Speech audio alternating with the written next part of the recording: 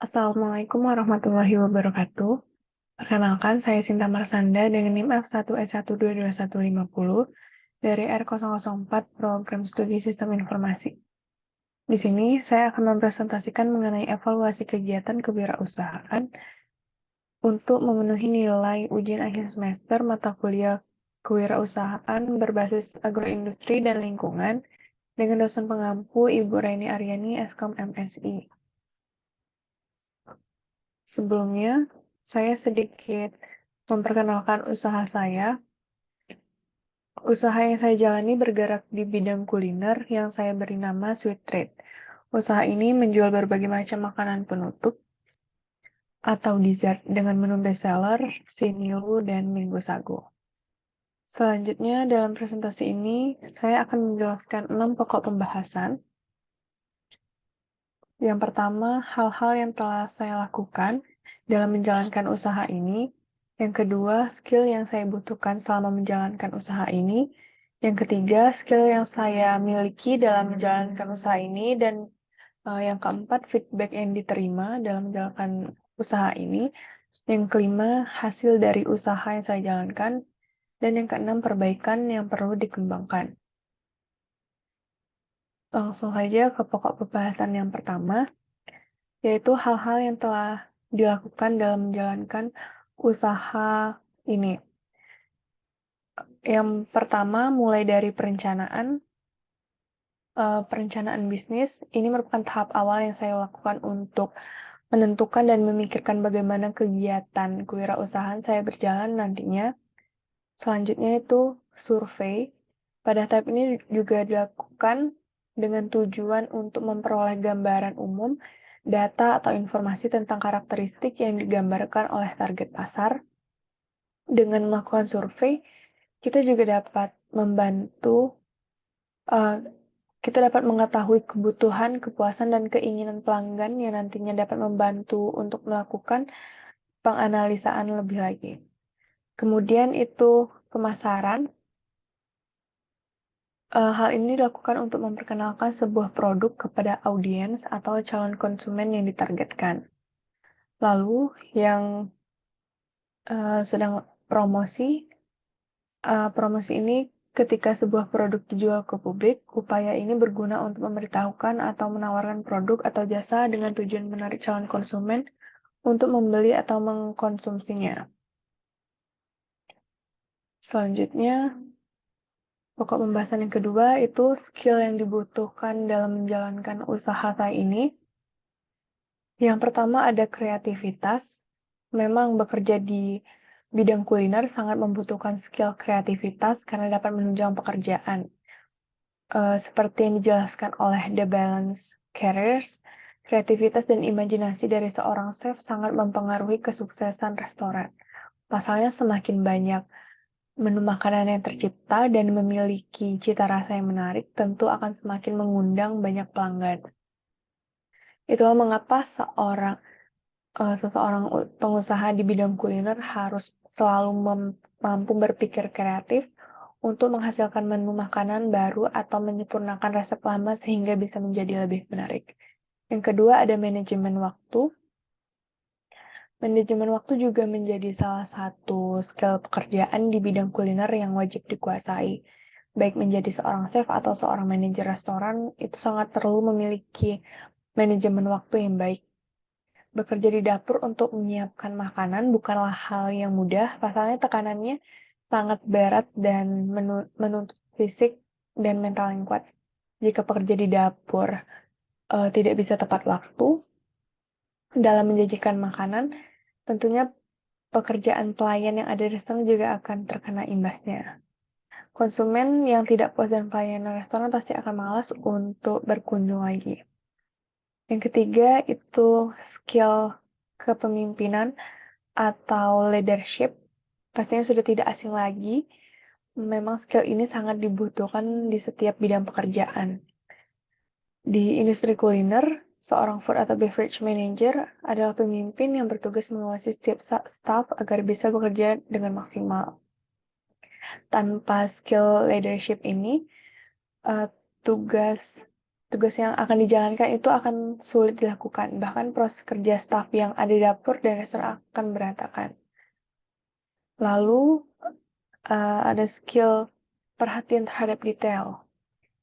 Ini maksudnya bagi seseorang yang tidak memerhatikan detail, dan jauh dari kata ulet, kemungkinan besar akan cukup kesulitan untuk bekerja di bidang kuliner ini. Tanpa ketelitian, tentunya seorang chef akan kesulitan untuk membuat makanan yang sesuai dengan takaran. Pasalnya, tanpa pengukuran yang tepat bisa menyebabkan makanan yang dibuat tidak akan memiliki cita rasa yang diinginkan. Lalu yang kelima itu ada komunikasi, skill komunikasi. Komunikasi ini memang terbukti menjadi salah satu skill yang paling penting serta dibutuhkan oleh setiap karyawan, karena skill pekerjaan yang satu ini juga sangat dibutuhkan dalam bidang kuliner. Jika seorang chef atau pengusaha tidak berkomunikasi dengan baik, pastinya ia akan kesulitan untuk memberikan briefing kepada staf dapur atau saat mengolah makanan. Lalu selanjutnya ada keuangan dan analisis.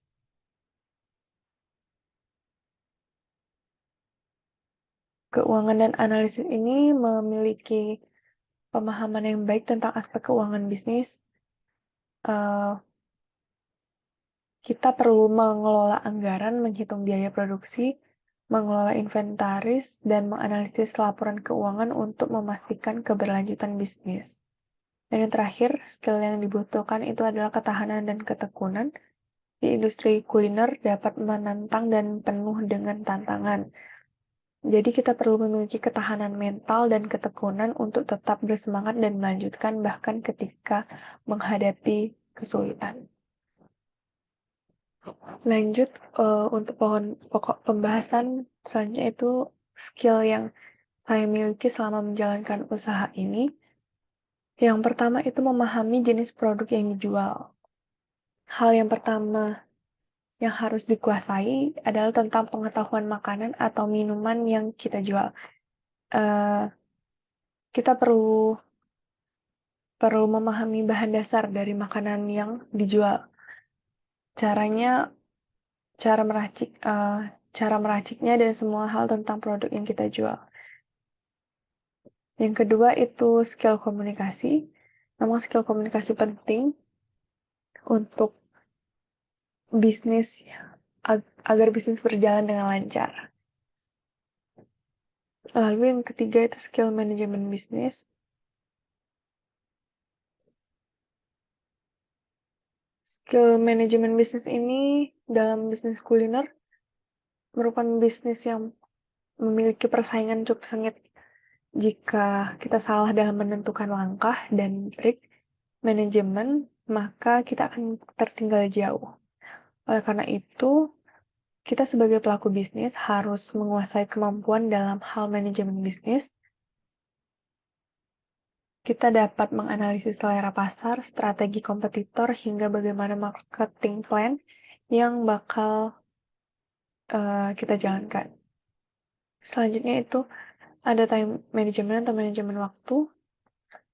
Manajemen waktu ini memang sangat diperlukan, seperti yang saya bilang sebelumnya, karena konsumen tentu akan lebih memilih tempat makanan yang cepat dalam penyajian makanan.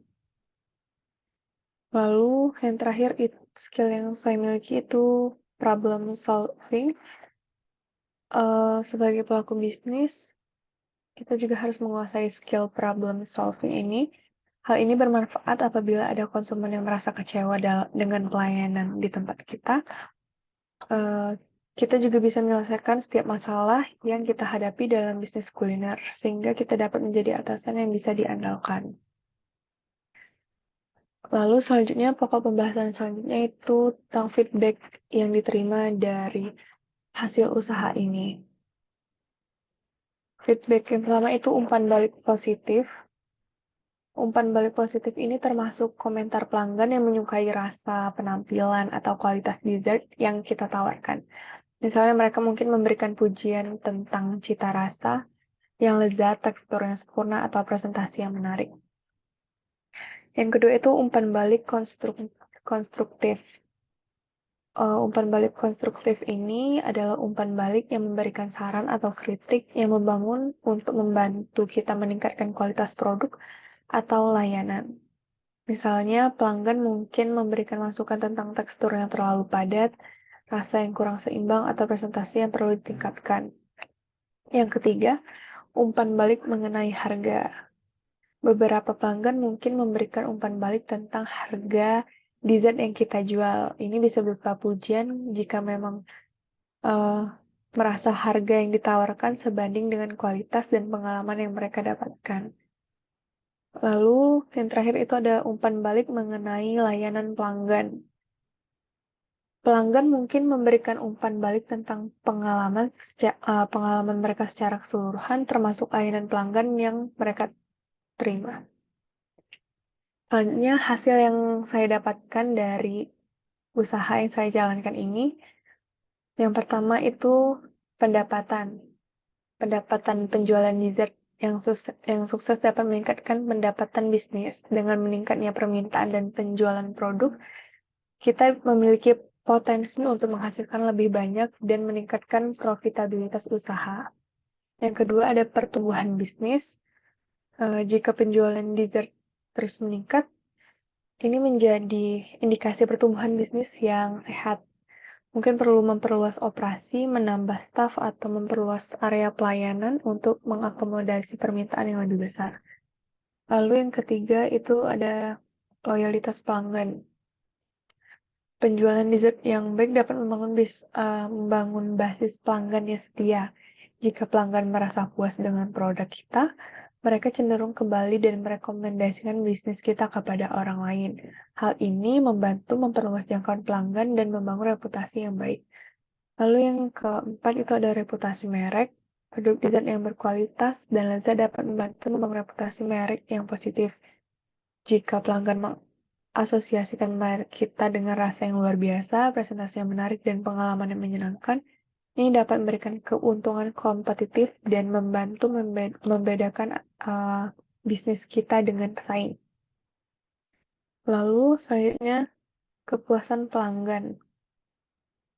Kepuasan pelanggan ketika pelanggan puas dengan dessert yang kita jual dapat meningkatkan kepuasan mereka secara keseluruhan. Pelanggan yang senang cenderung kembali dan mungkin juga memberikan umpan balik positif atau merekomendasikan bisnis kita kepada orang lain. Lalu yang terakhir itu ada kepercayaan diri dan kepuasan pribadi. Kesuksesan dalam penjualan dessert dapat memberikan kepercayaan diri dan kepuasan pribadi sebagai pebisnis. Melihat pelanggan menikmati produk yang kita jual dan mendapatkan umpan balik positif dapat memberikan rasa pencapaian dan motivasi untuk terus berkembang. Selanjutnya ini pokok pembahasan yang terakhir mengenai hal yang perlu dikembangkan dalam menjalankan usaha ini. Yang pertama itu kualitas produk. Kualitas produk ini dipastikan dessert yang kita jual harus memiliki kualitas yang konsisten dan baik dengan menggunakan bahan-bahan segar dan berkualitas tinggi serta memperhatikan detail dalam proses pembuatan. Menjaga konsistensi rasa, tekstur, dan penampilan agar pelanggan dapat mempercayai dan merasa puas dengan produk kita setiap kali membeli. Yang kedua itu ada pemasaran yang efektif.